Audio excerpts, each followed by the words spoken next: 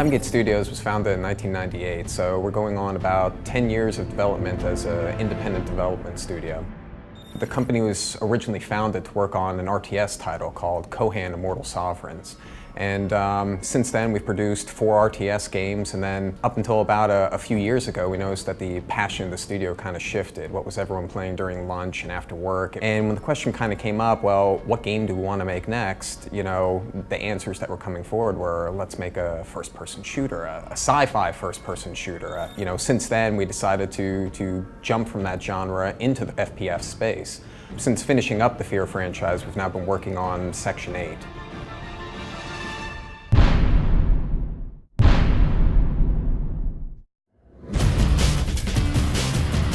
So today we're taking a look at a pre-alpha build of Section 8, which is a sci-fi first-person shooter that's set in the distant future. So this is a completely original universe that we're crafting here.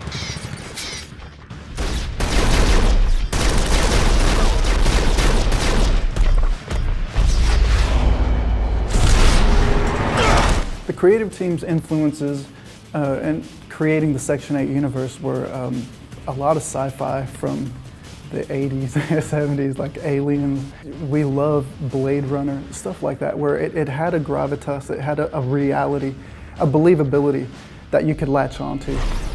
We have a little bit of an Eastern influence, which has gotten popular in the States and has sort of a very streamlined, modern look, which is what we wanted to bring to a lot of our powered armor and vehicles.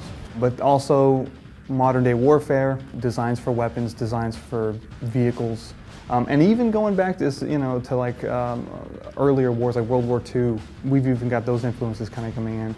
So quite a few areas all mixed in together. And when we combine that together, that's what we wanted to get with Section 8, is have this believability, but that has a style of its own.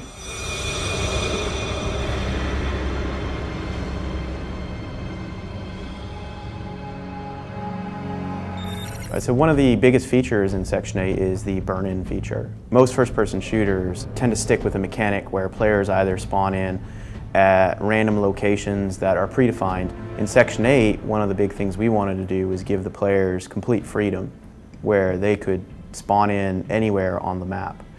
This feature actually took us a while to figure out. So this is the top level. We call this the spawn tab, and we call this all the tac net, and this is where you pick where you want to drop. If you watch in the background, it's really subtle though with this background, you can actually see some of the other players, like right there. A little streak went in.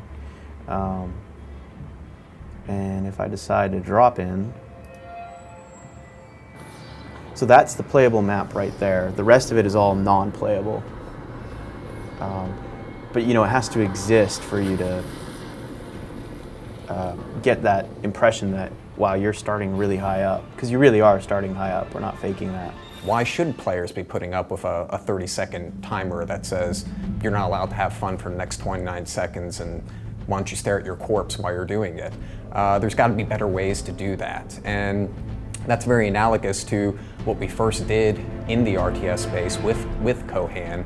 We challenged some of those conventions of resource management and things that just weren't fun to the player. And now we're taking that same step in the first-person shooter genre, and I think really crafting an innovative and fresh new title as a result.